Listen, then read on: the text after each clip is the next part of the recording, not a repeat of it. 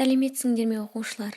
Біздің бүгінгі тақырыбымыз екі айнымалысы бар сызықтық теңдеулер жүйесін алмастыру тәсілімен шешу.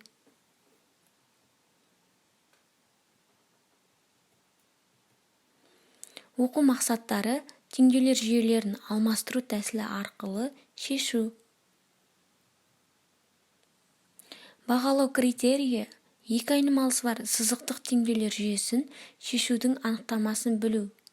Екі айнымалысы бар сызықтық теңдеулер жүйесін алмастыру тәсілі арқылы шешуді үйрену.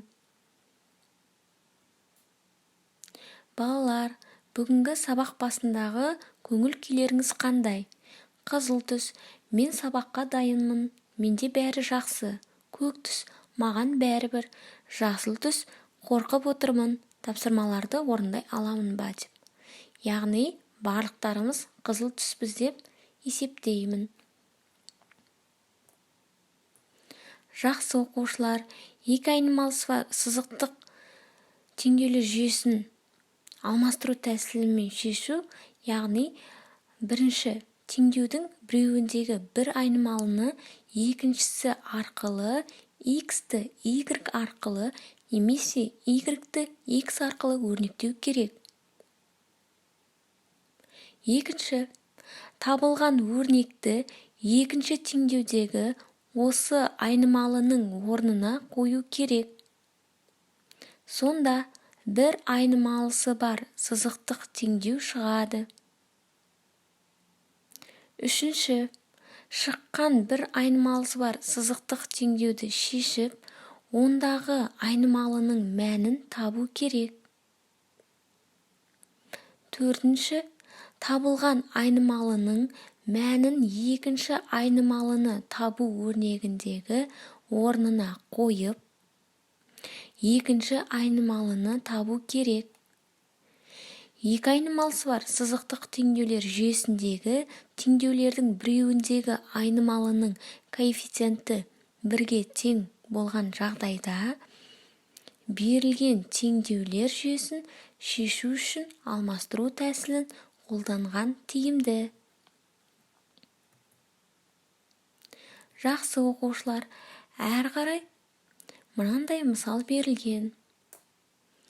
Оқушы екі сан ойлады. Бірінші сан екінші саннан 7-ге артық. Бірінші санды 3 еселеп, одан екінші санды 2 еселеп, азайтқанда айырма 27-ге тең болады. Оқушы қандай сан ойлады? Мұндағы x бірінші сан, y екінші сан. Яғни жүйе ішінде x азайтылған y тең 7, x азайтылған 2y тең 27.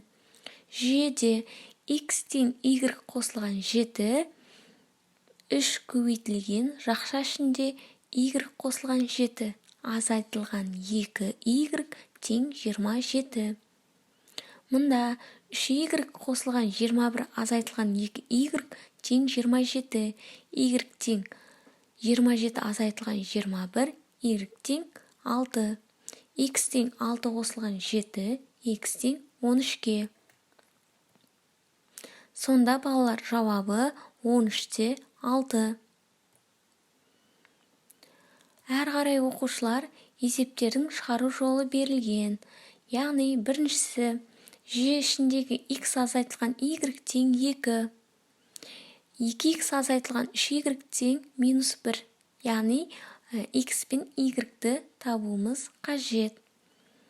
Әр қарда x жүйе ішінде x тең y қосылған 2, 2 көбейтілген y қосылған 2 азайтылған 3y тең -1. Бұдан 2y қосылған 4 азайтылған 3y тең -1, минус y тең -1 азайтылған 4, минус y тең -5. Мұнда балалар -1-ге көбейтіп жібереміз. Сонда y тең 5-ге, x азайтылған 5 тең 2, x тең 2 қосылған 5, x тең 7-ге. Сонда балалар жауабы 7-де 5. Әрі қарай сол сияқты есептер берілген. Есептің шығару жолына мұқият қараймыз. Әр қарта оқушылар 3 деңгейде есептер берілген. Осы есептерді шығарайық. Жақсы оқушылар, жарайсыңдар. Есепті шығарып болғаннан кейін, яғни ББІ, яғни білемін, білгім келеді, үйрендім. Бүгінгі тақырып екі айнымалысы бар сызықтық теңдеулер жүйесін алмастыру тәсілімен шешу. Яғни мұнда не үйрендіңіздер, соны жазып кетіңіздер.